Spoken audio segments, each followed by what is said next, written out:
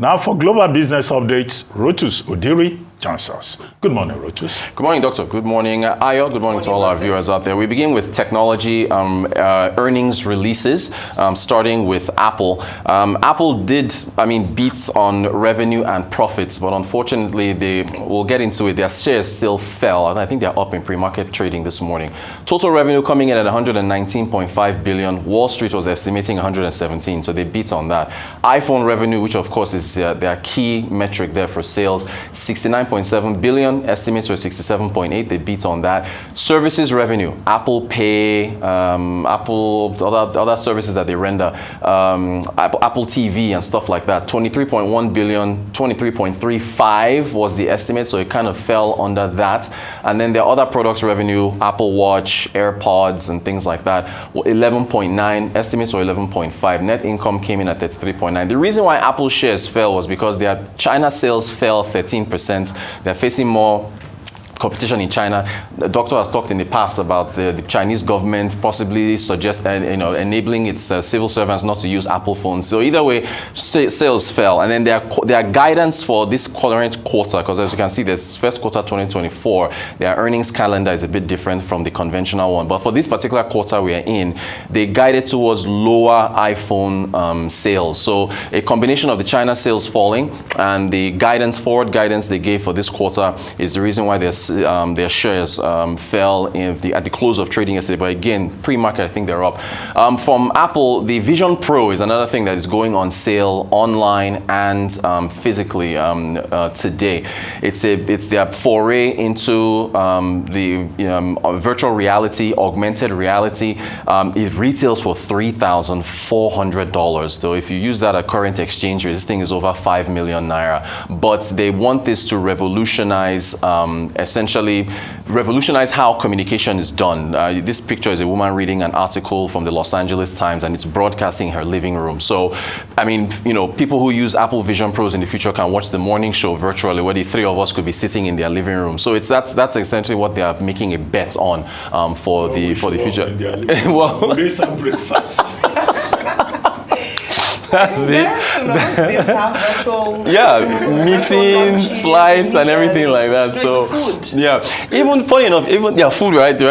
Even Davos talked about it. They're trying to make sure in the future for, I guess, Davos 2025, people can attend virtually without having to fly all the way over there. So all that stuff.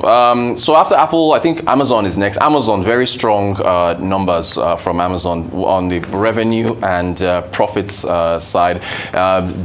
Healthy growth, 170 billion, beating look at the estimate was 166, handily beat it. Amazon Web Services doing pretty well, 24.2 billion, coming in line with estimates. That's a cloud division.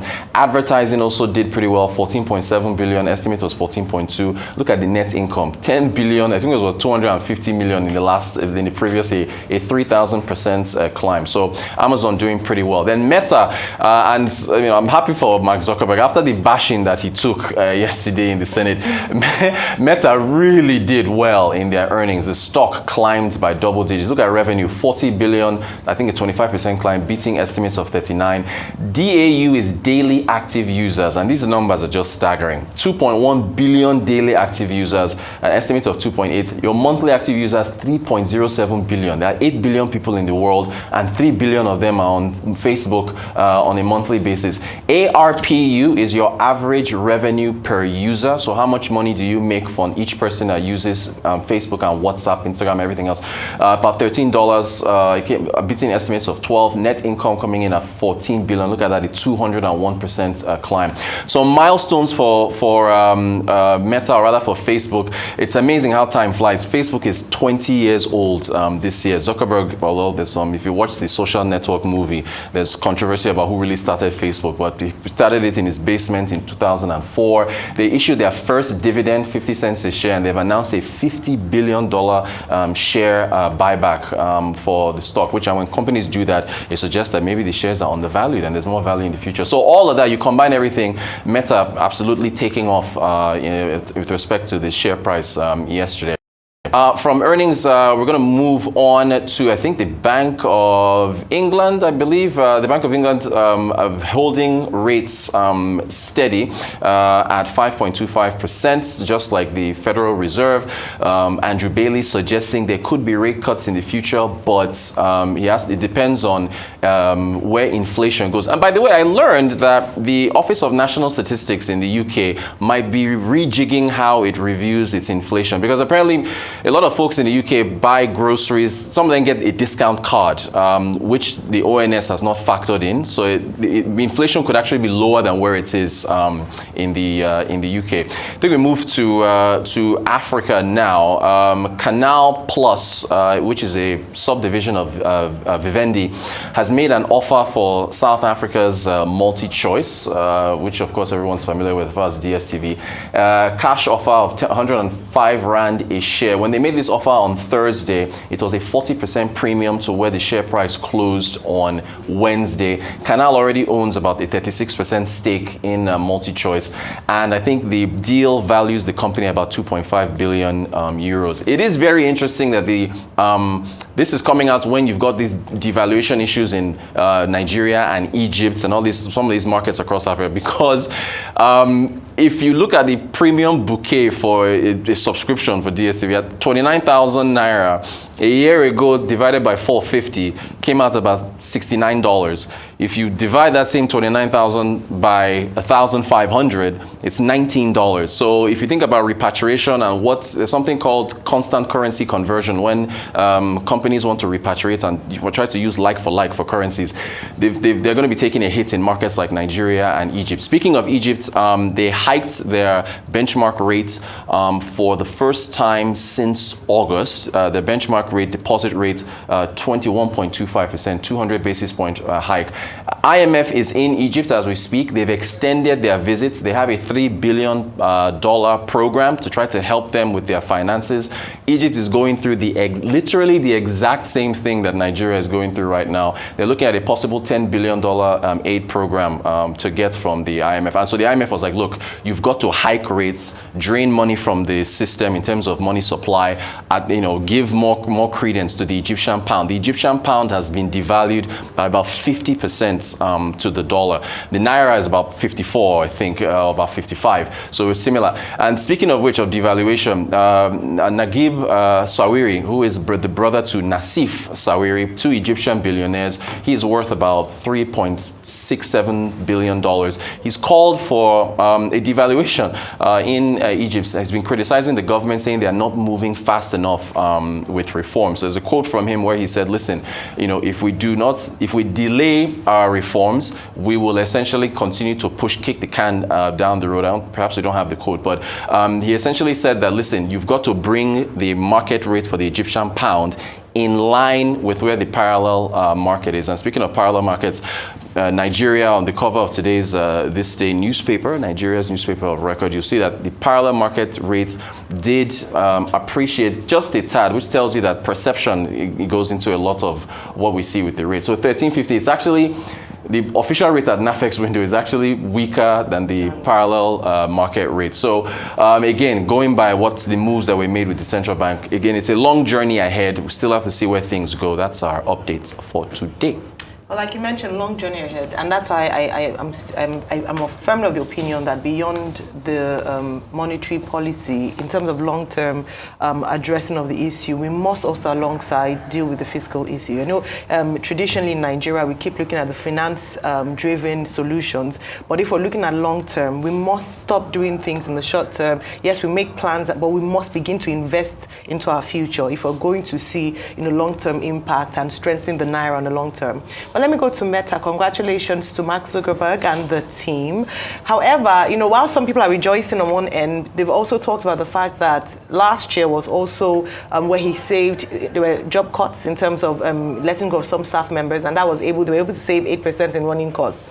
With these good figures in the first profit being recorded in 1 year, let's see if they will expand or they are going to continue to work with a lean team. Also, analysts have talked about the fact that there are AI-driven. So the importance and the impact of AI-driven advertising has helped to show up their earnings. Now, when we talk about AI, there'll be many arguments for and against, taking our jobs. So I don't know how I feel about the fact that in the year that they cut jobs and they focused on AI, they made more profit. Will that then make that argument for the fact that AI is come to take jobs and in the long term might not be in the best interest of human beings? So just to see that, I don't know how I was going to grapple with that, but yeah, congratulations to them. Okay. Now, the relevance of market in these two narratives, particularly with regard to Meta and also Apple. In the case of Meta, this revenue advertising, AI advertising that we talk about, came mostly from China. 25% increase in fourth quarter, earnings in 2023. China. And so, that should be noted, the importance of that Chinese market, in addition to cost-cutting measures. And then, of course, advertising has been an issue, whether, consumers of services will embrace advertising or not with some of the streaming networks, Netflix, for example, asking you to make a choice or not. And even for Netflix, it translated into profitability. Now, for the first time, Meta was able to declare dividends. Right. They are declaring on March 26 a dividend per share of, is it 50 cents? Yeah. Like and that is the first time. And they are going to engage also on this 50 billion share buyback. So for Mark Zuckerberg, it's been an exciting week. It has. He had to offer an apology in Congress, but he's smiling on Wall Street. So from Congress to Wall Street, within the space of a few days, it's a mixed blessing for him. Okay, to go back to the China thing. The problem that Apple has, their sales dropped in China by 13%. And when they did their outlook for 2024, they projected that there may be weaknesses in iPhone sales. And as a result of that, there was a 4% drop in the value of their shares in the market. This is about, investors, reacting almost immediately. Well, Amazon, their revenue jumped 14%, so they seem to be doing very well. Now, Bank of England, yes, they've decided to toe the same line as the Federal Reserve. But what I find interesting here is that Andrew Bailey is saying almost more or less the same thing as Jay Powell. He says we need more evidence to be convinced that inflation is actually dropping and getting closer to the target of 20%. 2% rather, 2%, which is our target, which is exactly the same thing they said. In the US, they use the phrase data. In the UK, they use new evidence. So you see this, other jurisdictions, these other economics, decisions are taken based on hard evidence. Yes, sir. Data. In Nigeria, you ask a minister to appear before the Senate. They ask the minister a question about data. She says, I'm not aware of any data. And that's supposed to be a minister of the Federal Republic. Yes. And you wonder, so what are you doing? Data without planning? Is that the kind of government we are running here? Maybe we learn lessons from there. And then finally, with the Bank of England, this is the first time since the recession in 2018 that you have the Monetary Policy Committee being divided on what decision to take. At least one person said, let's increase rates, by 5%. No, two persons said, let's increase the rates to 5.5. One person said, let's cut it. The remaining 6 said, no, let's hold and be cautious. So finally, gold is doing very well indeed. Yes, indeed. Because the Gold Council, the World Gold Council, in its report, says that gold did very well in 2023, with the an ounce of gold now selling for $2,100 as a result of hyperinflation. But the expectation is that if we keep getting positive results about inflation in 2024, then of course, gold will go down. And it's just common sense. Indeed. People look for safe haven assets during seasons of economic uncertainty. Indeed. Well, thank you very much, Rotus. Thank you.